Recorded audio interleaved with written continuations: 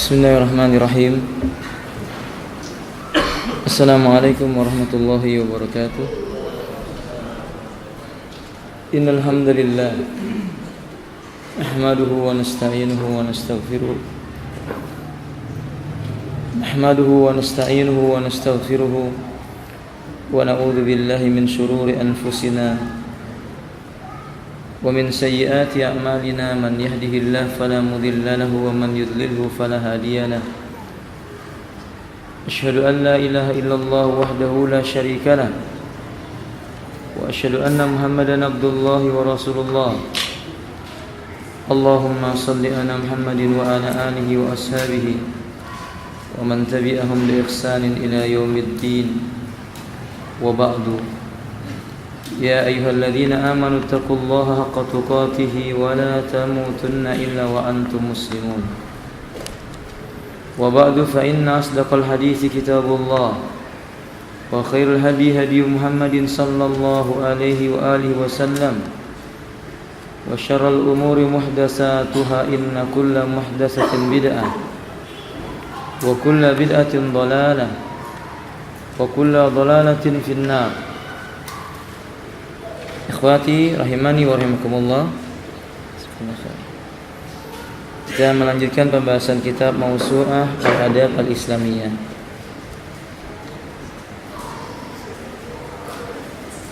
Bab tentang Adabul Jum'ah. Al-Adabu As-Sadisu Wal-Isrun.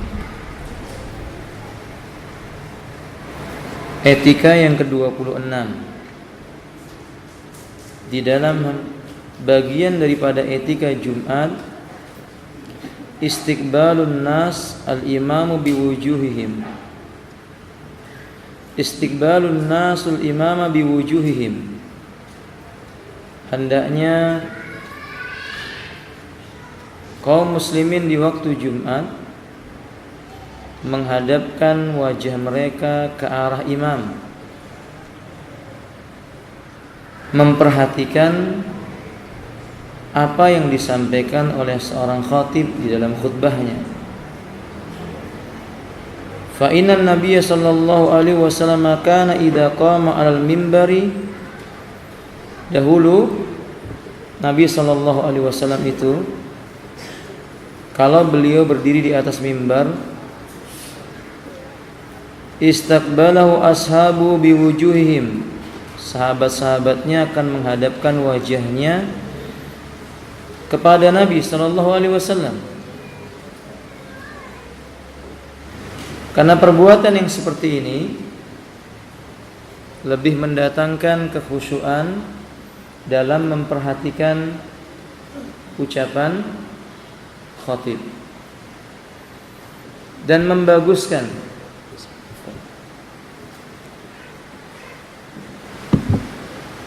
baik. Dan kondisi seperti ini membuat mereka lebih memusatkan pemikiran kepada sang khatib. Sebab di waktu-waktu yang seperti ini, waktu kritis di mana manusia biasanya lalai karena sebab mengantuk, lelah dan semisalnya. Wa aqrabu liintibah wa mutaba'atul imam fima yaqul. Mengarahkan pandangan kepada imam itu lebih memusatkan kepada perhatian dan mengikuti apa yang dikatakan oleh imam berupa nasihat kepada mereka. Sehingga kata beliau, fa'alaihim ayyastaqbalul imama biwujuhihim. Sudah seharusnya seorang makmum menghadapkan wajah-wajah mereka kepada imam dalam ketika imam itu memberikan wejangan kepada mereka. Wa ayyatahannaku haulau mastata'u, sebisa mungkin membuat halaqah mendekat ke arah imam. Ini etika yang ke-26. Berarti dianjurkan kaum muslimin ketika di hari Jumat itu mendekat, merapat ke arah imam untuk mendengarkan khutbahnya. Al-adabus sabi wal isrun. Kemudian etika yang ke-27, julusul imam al-mimbari ba'da su'udi hatta yafrughal muadzin. Imam duduk di atas mimbar, tentu setelah dia naik ke atas mimbar sehingga muadzin selesai mengumandangkan adzan. Fa inna Nabiy sallallahu alaihi wasallam kana yajlisu idza sa'ada al-mimbar hatta yafrughal muadzin. Adalah Nabi sallallahu alaihi wasallam bila beliau sudah naik ke atas mimbar, beliau akan duduk sampai muadzin itu selesai mengumandangkan adzan. Summa yakum, setelah itu baru beliau berdiri. Fayakhutub, kemudian beliau berkhutbah. Summa yajlis, kemudian beliau duduk.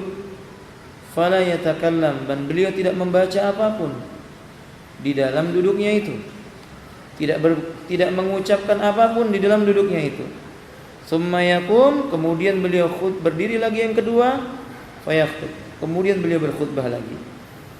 Riwayat yang dikeluarkan oleh Imam Abu Daud dari jalan sahabat Abdullah ibn Umar radhiyallahu taala an, disahihkan oleh Al-Imam Al-Albani dalam kitab Sahih Sunan Abu Daud nomor 967. Ini memberikan kepada kita beberapa faedah.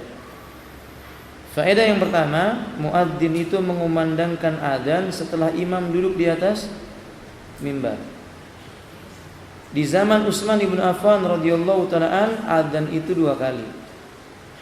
Disebabkan luasnya wilayah kaum muslimin, jauhnya jarak mereka dari masjid, banyaknya kesibukan mereka, sehingga bisa jadi mereka tidak mendengar suara adzan bila hanya 1 kali, karena tidak ada alat seperti ini. Maka Utsman bin Affan berijtihad adzan itu 2 kali. Di jalan, di pasar, di tempat-tempat keramaian. Ini yang pertama, sebelum imam naik ke atas mimbar. Yang kedua baru dilakukan ketika imam sudah naik ke atas mimbar dan duduk. Berarti hukum asalnya adzan di Jumat itu 1 kali. Hukum asalnya adzan di waktu Jumat itu 1 kali saja. Sehingga para ulama mengatakan ijtihad sahabat Utsman bin Affan di zaman kita tidak diperlukan lagi, karena sudah ada pengeras suara. Lebih-lebih masjid lebih daripada 1. Hampir setiap kampung ada masjidnya. Kalau mereka mengumandangkan adzan, semua orang mendengar.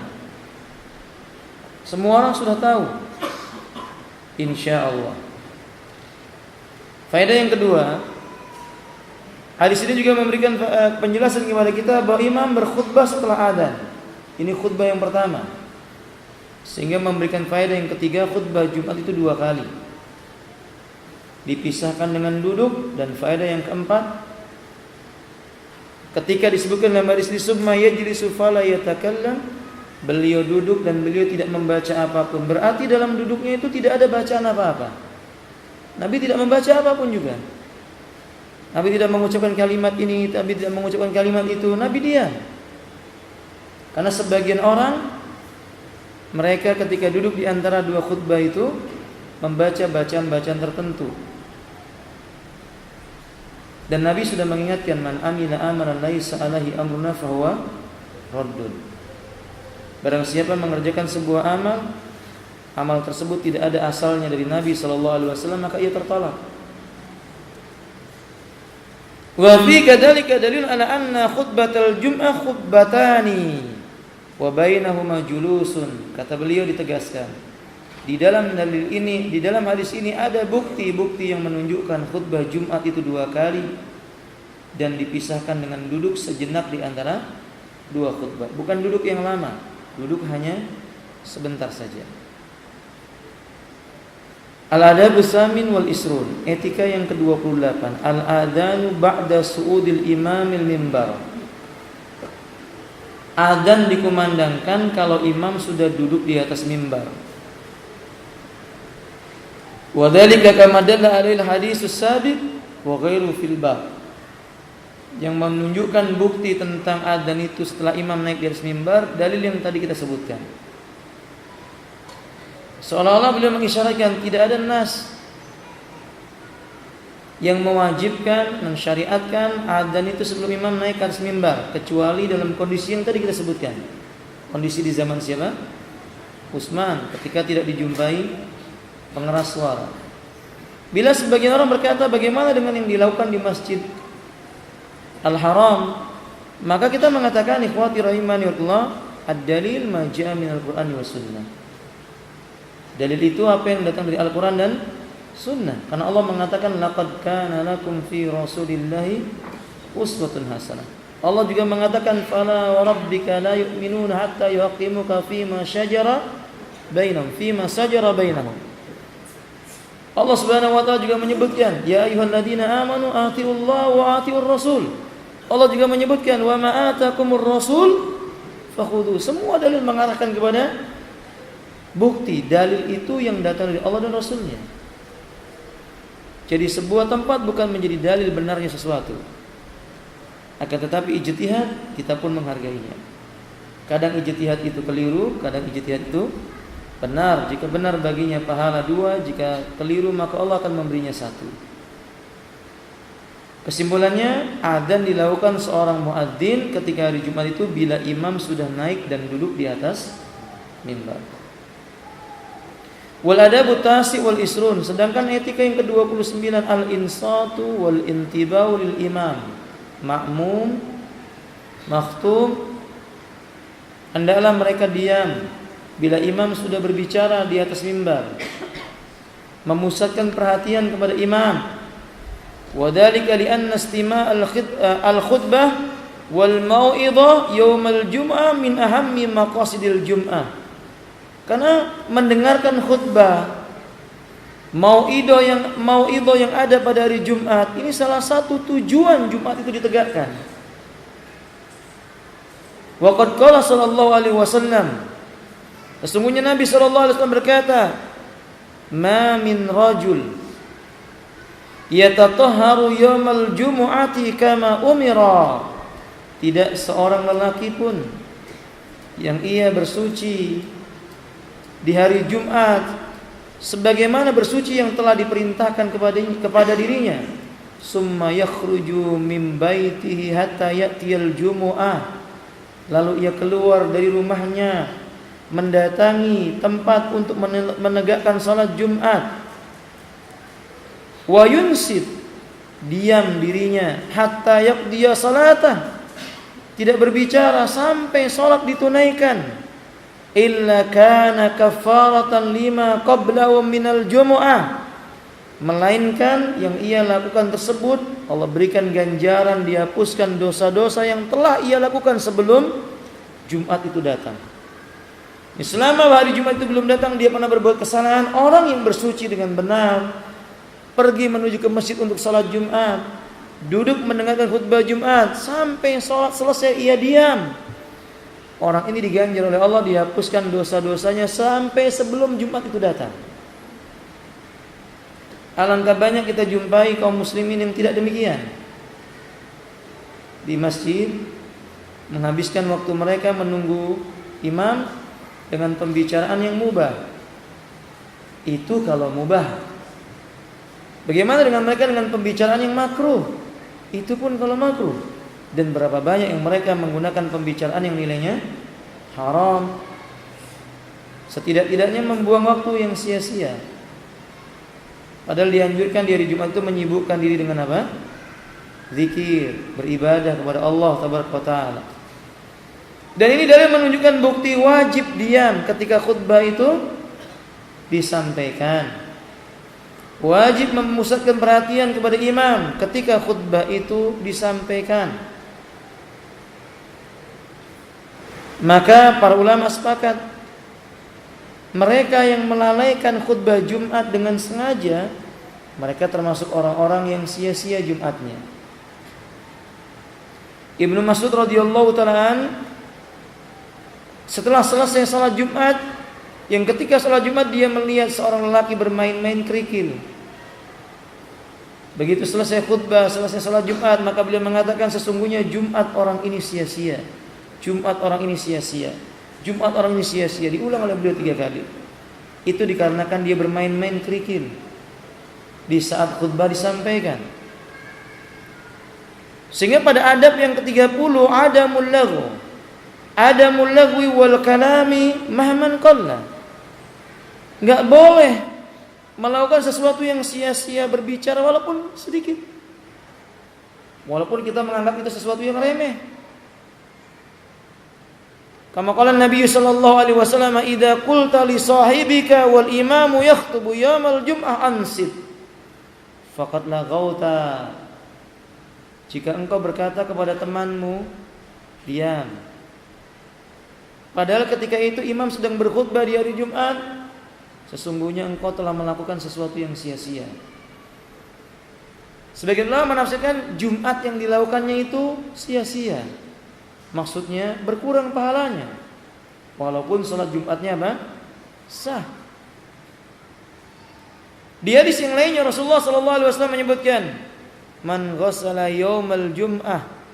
Siapa yang mandi di hari Jumat, wa ghatasala, dan dia mandi dengan cara yang sesuai dengan tuntunan syariat, summa bakkara wa btakara, kemudian dia bergegas, bersegera menuju ke masjid untuk salat Jumat, wa masa wa lam yarkab, jalan kaki menuju masjidnya, tidak mengendarai kendaraannya, wa dana minal imam, memposisikan dirinya mendekat kepada imam, wastama'a, mendengarkan baik-baik khutbah imam, wa ansata, ia diam, wa lam yalghu, tidak melakukan hal yang sia-sia.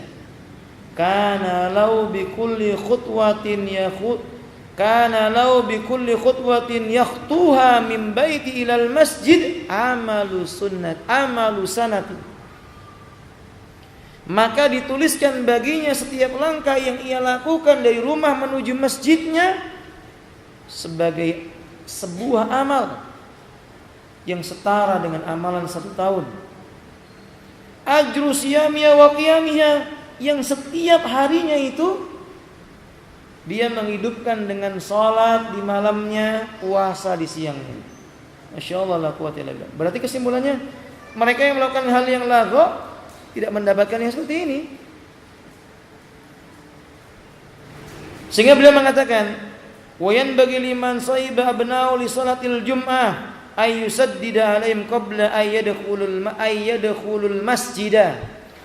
Bagi mereka yang menyertakan anak-anaknya ikut dalam salat Jumat ke dalam masjid, hendaknya mereka memberikan peringatan yang tegas sebelum khutbah itu dimulai, bahkan sebelum mereka masuk masjid.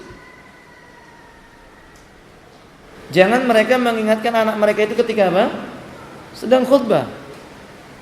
Kan tadi Nabi mengatakan, "Idza qulta li sahibika," bila engkau berkata kepada temanmu, wal imamu yakhutubu yaumal jum'ah, di hari Jumat imam sedang berkhutbah, ansit, diam, faqad laghauta, kamu telah melakukan hal yang sia-sia. Kamu berbuat lagau dalam salat Jumatmu itu. Ini nasihat. Ikhwati rahimani wa rahimakumullah. Mengajari anak salat seperti Nabi sallallahu alaihi wasallam menyebutkan, muru auladakum idza balagha sab'a sinina bis salat. Perintahkan anakmu itu untuk salat ketika dia sudah mencapai usia 7 tahun. Kata para ulama, bukan hanya mengajarkan cara salat. Camkan baik-baik. Bukan hanya mengajarkan tentang bagaimana takbiratul ihram, bagaimana seseorang itu ruku, bagaimana sujud, tidak, tapi juga mengajarkan etika ketika berada di dalam masjid. Etika ketika di hari Jumat. Etika ketika kaum muslimin berada tinggal di dalam masjid, diajarkan kepada mereka. Karena banyak di antara kaum muslimin membiarkan anak-anak mereka itu melakukan sesuatu yang mengganggu orang lain dalam beribadah. Sahih, benar, tidak dilarang seseorang salat membawa anak-anak, karena terdapat riwayat yang sahih. Nabi salat sembari menggendong Umamah bintu Zainab. Nabi salat dalam keadaan Hasan atau Husain berada di pundak beliau ketika beliau sujud. Nabi salat ada 2 orang anak wanita yang berkeliling-keliling di sekitar beliau karena mereka berkelahi, dan Nabi membiarkannya. Sahih, benar. Tapi Nabi tidak melewatkan pendidikan kepada mereka bagaimana bersikap dan berbuat di masjid.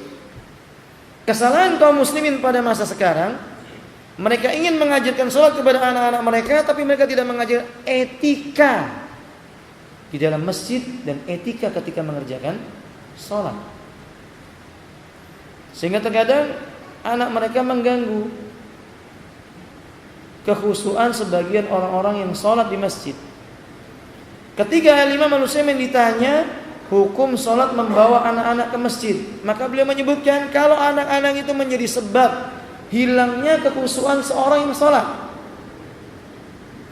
menjadi sebab rusaknya sebagian gerakan-gerakan sholat seseorang, maka membawa anak ke masjid tidak dianjurkan. Oke? Nah, ini fatwa beliau tentang masalah membawa anak ke masjid. Nah, yang ingin kita tekankan dalam masalah ini ketika di hari Jumat harusnya lebih tegas lagi. Ketika di hari Jumat adalah kaum muslimin itu memperingatkan anak-anak mereka agar mereka diam. Jadi kesimpulannya orang tua lebih tahu anak ini ketika di hari Jumat dia sebenarnya berisik atau tidak. Kalau memang dia bisa diatur bawa ke masjid, kalau tidak biar dia sholat zuhur di rumah bersama dengan ibunya sampai dia mampu menenangkan dirinya dibawa ke masjid di hari Jumat. Ini di hari Jumat ya. Faedah juga bisa kita ambil dari sini termasuk kesalahan kaum muslimin. Mereka menganggap bahwa yang dilarang itu yang di dalam masjid saja. Sehingga banyak kita jumpai sebagian orang di luar masjid di hari Jumat mereka ngobrol. Atau ada petugas yang bertugas menertibkan anak-anak. Anak-anak ditertibkan di luar, dia awasi anak-anak itu. Ketika anak bergerak dia bilang diam. Dia di luar masjid, maksudnya di bagian luar masjid, bukan di dalam bagian masjid. Dan dia mengira bahwa perkara itu tidak menjadikannya dia lalai. Walaupun dia berniat baik supaya anak-anak itu bisa diam. Ini sebuah kekeliruan. Karena Nabi tidak memberikan pengecualian. Nabi mengatakan dengan secara umum, idza qulta li sahibika ansit. Kalau engkau berkata kepada temanmu diam, faqad laghauta, kamu telah berbuat hal yang sia-sia. Dengan demikian sama juga kalau misalnya Bapak ada petugas atau tukang parkir, khutbah sedang dikumandangkan dia masih ngatur mundur, maju, sama itu. Seketika sudah khutbah dikumandangkan, jangankan manusia, telah kita sampaikan di pertemuan sebelumnya, malaikat-malaikat yang mencatat amal ibadah seseorang yang datang ke masjid, ia pun menutup bukunya, mendekat kepada khatib, mendengarkan mau'izahnya. Ini malaikat yang mereka tidak melakukan dosa dan dia tahu tentang keutamaan hari Jumat tersebut. Fahim, Pak? Maka jangan lakukan hal-hal yang tadi dimaksud dalam kategori laghaw. Bila ditanya bagaimana dengan pembicaraan yang terjadi antara imam dengan makmum, antara khatib dengan makhtub, adapun ini dalam kondisi yang hajat diperbolehkan, disyariatkan, terkadang dianjurkan. Sebagaimana dalam riwayat yang sahih, dakhala rajulun wa kana nabi dakhala rajulun masjid wa kana sallallahu alaihi wasallam yaktubu 'alal mimbar. Fajalasa faqala an-nabiy sallallahu alaihi wasallam yaqulan as-salaita rak'ataini qala la qala qum farka rak'ataini. Ketika Nabi sedang berkhutbah di hari Jumat, datanglah seorang laki yang terlambat langsung duduk. Nabi menegur, "Apakah engkau sudah salat wahai fulan?" Maksudnya salat tahiyatul masjid. Ia berkata, "Belum ya Rasulullah." Kata Nabi, "Berdiri, salat dulu 2 rakaat." Terjadi pembicaraan antara khatib dengan apa? Makmum. Antara imam dengan makmum. Ini tidak mengapa. Sekaligus ini memberikan penjelasan kepada kita, termasuk kekeliruan seorang khatib di hari Jumat enggan menegur makmum yang keliru ketika memasuki masjid langsung duduk, atau dia enggan menegur makmum yang keliru ketika di masjid dia tidur, atau dia enggan menegur makhtub ketika mereka berdiri di pintu-pintu. Harusnya mereka menyampaikan agar mereka sholat, agar kaum muslimin memberikan tempat sedikit bagi saudaranya untuk sholat sejenak, kemudian mendengarkan khutbah supaya nanti ketika berdiri mengerjakan sholat Jumatnya bisa diatur safnya dengan baik. Khatib berhak untuk melakukan hal itu. Tapi hampir tidak kita jumpai yang seperti ini. Sang khatib sibuk dengan membaca apa? Teks khutbahnya. Dia tidak peduli apakah makhluknya tidur atau enggak. Dia enggak peduli makhluknya ngobrol atau enggak. Dia nggak peduli imam makmumnya itu duduk bersandar kemudian ngobrol sendiri apa tidak. Dia tidak peduli itu. Ini kekeliruan. Kalau begitu keadaannya, maka salah satu maqasidul Jum'ah hilang. Salah satu tujuan ditegakkannya salat Jumat menjadi hilang. Mau idho diabaikan, nasihat-nasihat tidak didengarkan. Manusianya berpindah tidur dari satu tempat ke tempat yang lainnya. Manusianya memindah tempat untuk berbicara dari satu perkara ke perkara yang lainnya. Ini kekeliruan yang wajib seorang khatib merubah sikapnya. Kalau saja seorang khatib demikian seperti Nabi berkata, "Hei fulan, sudahkah engkau salat 2 rakaat?" Niscaya manusia akan memperhatikan lagi apa yang sudah dilakukan oleh sang khatib. Niscaya mereka bisa mengambil pelajaran. Tapi kalau khatib diam saja, maka semua orang akan menganggap itu boleh-boleh saja. Padahal Nabi berkata, salat 2 rakaat. Wallahu ta'ala a'lam bishawab. Kemudian ikhwati rahimani wa rahimakumullah, selanjutnya etika yang al-hadi wa salasun 31. Adamul absi wal harakati walau bimasil hasa au khusa. Tidak boleh seseorang atau jangan ketika seseorang itu berada di waktu Jumat melakukan gerakan-gerakan yang tidak bermanfaat seperti mengusap tanah, membersihkan kotoran, mengambil sesuatu, enggak perlu. Perhatikan khatib. Dengarkan khutbah mereka. Karena kadang-kadang syaitan menggoda manusia dari sisi ini, supaya mereka lalai dari apa yang disampaikan oleh khatib kepada mereka. Nah, khatib rahimani, bahkan gerakan-gerakan yang tidak diperlukan itu terkadang mengganggu orang lain. Saya ingin tambahkan, banyak kita jumpai kekeliruan kaum muslimin ketika salat Jumat menguap dengan keras. Mungkin dia tidak suka dengan khutbahnya sang khatib, terlalu panjang. Mungkin juga dia tidak suka dengan isi khutbah sang khatib karena menyakitkan hatinya. Tapi dia melakukan sesuatu yang buruk, menguap dengan suara dikeraskan. Wah. Padahal di antara etika orang yang menguap itu tidak boleh dia menguap sembari mengeluarkan suara, karena setan akan masuk ke dalam perutnya dan tertawa terbahak-bahak dengannya. Oke?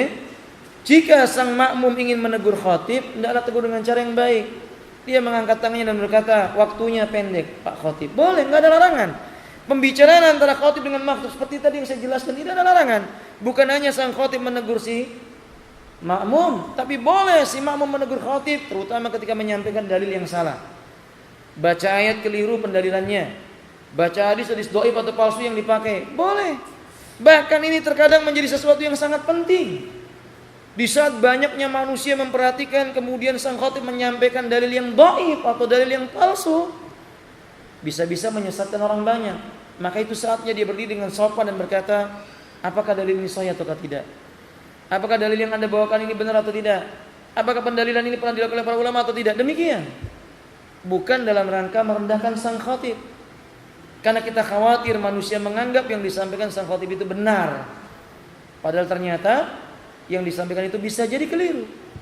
Dia boleh dengan cara yang santun, dengan cara yang baik. Wallahu ta'ala alam bishawab. Nah, yang terakhir, adamul julus muhtabiyan. Jangan duduk ihtiba. Jangan melakukan duduk ihtiba. Ihtiba itu banyak para ulama yang menerjemahkan makna al-habwah. Pertama, ada yang menafsirkan, mudah-mudahan bisa membayangkan ya, seseorang menegakkan dua lututnya, kemudian dia apa? Memeluknya. Paham ya, Pak? Apa namanya bahasa kita? Jadi dia tegakkan dua lututnya, kemudian dipegang. Kalau seperti ini pasti ada tambahannya itu, Pak. Meletakkan apa? Pipinya di lutut. Pasti plus lagi suara mendengkur. Itu banyak dijumpai seperti itu. Nabi melarang seperti itu. Sebagian ulama lagi menafsirkan bahwa al-habwa itu maknanya duduk bersila, tapi meletakkan tangannya di belakang, bersandar dengan tangannya begini, seperti duduknya syaitan. Faham? Bisa mendapatkan gambarannya? Sebagian para ulama menyebutkan bahwa al-habwa itu maknanya duduk seperti di tempat-tempat orang umum biasa menikmati sesuatu. Bagaimana itu duduknya? Kalau di warung kopi duduknya gimana itu? apa bahasa Jawanya petangkringan. Apa bahasa Indonesianya? Coba tolong dibantu ya. Apa bahasa Indonesia? Begitu. Apa petangkringan itu? Ya nggak sopan begitu. Duduk nggak sopan. Nah maka setelah itu ikhwati rahimani, Nabi melarang duduk yang seperti ini. Faqad Nabi sallallahu alaihi wasallam anil habwati yaumal jum'ah wal imamu yakhthub. Nabi melarang duduk ihtiba di hari Jumat ketika imam itu sedang berkhutbah. Nah beliau menjelaskan al-ihtiba wa ayyajlisal insanu ala ilyatai wa yadumu fakhidai wa saqai ila batani bidiraihi, seperti yang saya gambarkan tadi. Menegakkan dua lututnya, mendekatkan kepada perutnya, kemudian dia memeluknya. Jadi duduk orang yang tidak mengerti bahwasannya duduk yang seperti itu dibenci. Duduknya orang yang lalai. Wallahu a'lam bishawab. Berarti bagaimana duduk yang baik? Ya duduk bersila, memusatkan perhatian kepada imam. Timbul pertanyaan, bolehkah duduk memanjangkan kaki ke arah khatib? Bolehkah duduk memanjangkan kaki ke arah imam atau khatib? Ada khilaf para ulama. Jika dikaitkan dengan etika dalam bermajelis ilmu, maka tidak boleh. Tidak boleh seseorang itu duduk dengan memanjangkan kaki ke arah khatib, karena tidak memiliki sifat atau disebut dengan qillatul adab, sedikit etikanya. Dulu para salafun saleh, Abdullah muridnya Al-A'mas, beliau duduk di samping Al-A'mas, tepat di sebelah kirinya. Padahal beliau ingin buang air kecil, ditahan. Dia nggak mau merubah posisi duduknya, karena khawatir nanti yang disampaikan oleh imam tersebut dia lalai darinya. Sampai disebutkan dalam kisah itu ternyata beliau terkena penyakit apa? Saking seringnya duduk seperti itu terkena penyakit sulit buang air kecil. Karena sabar dia ingin mempelajari ilmu agama. Di saat yang lainnya murid beliau yang lainnya juga duduk di sebelah Al-A'mas. Al-A'mas itu punya kebiasaan kalau bermajelis suaranya parau, maka beliau mengeluarkan riak dan meludah ke kiri. Faham ya kawan? Muridnya itu selesai taklim pasti tubuhnya penuh dengan apa? Ludah. Semua teman-temannya selalu berkata, kenapa engkau duduk di situ? Ternyata karena tempat itu yang paling nggak disukai orang, dan tempat itu yang paling dekat dengan imam. Dulu nggak ada begini, nggak ada apa namanya, mukabiratus shaut, maka suara yang paling dekat yang lebih jelas. Dia sabar, dia tidak merubah posisi dirinya. Beda dengan kita. Ya kawan ya, kesemutan dikit udah bingung. Pasti kalau duduk cari yang mana ya kawan? Bapak kalau duduk cari yang mana dulu? Yang ada tiangnya Pak ya, duduk ada kipasnya, silir-silir gitu. Nah, kata orang silir-silir langsung kemudian, bagaimana Pak? Paham? Fahim. Apa tapi dalilnya? Wallahu a'lam. Gitu. Dalil gitu. Dan itu wakil kenyataan di antara kaum muslimin demikian. Nah, ikhwati rahimani walikullah, jangan seperti itu. Ada etika. Nah, terutama khutbah Jumat, hendaklah kaum muslimin itu berusaha sekuat tenaga memperhatikan dan mengambil faedah darinya. Mudah-mudahan yang saya sampaikan ini bermanfaat. Sebelum Isya, ada yang ingin ditanyakan? Fadhal.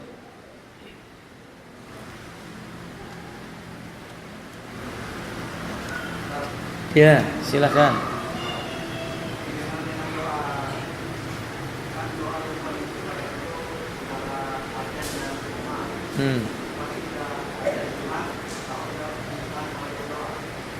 Bahkan termasuk doa yang mustajab waktu diantara dua khutbah. Duduknya imam itu waktu yang mustajab. Seseorang boleh berdoa, tetapi dalam hadis ini yang kita tegaskan adalah khatibnya.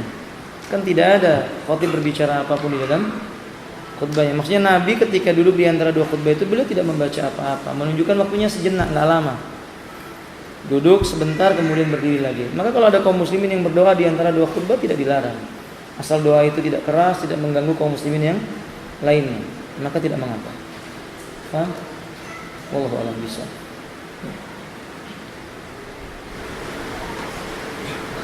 Ya, silakan.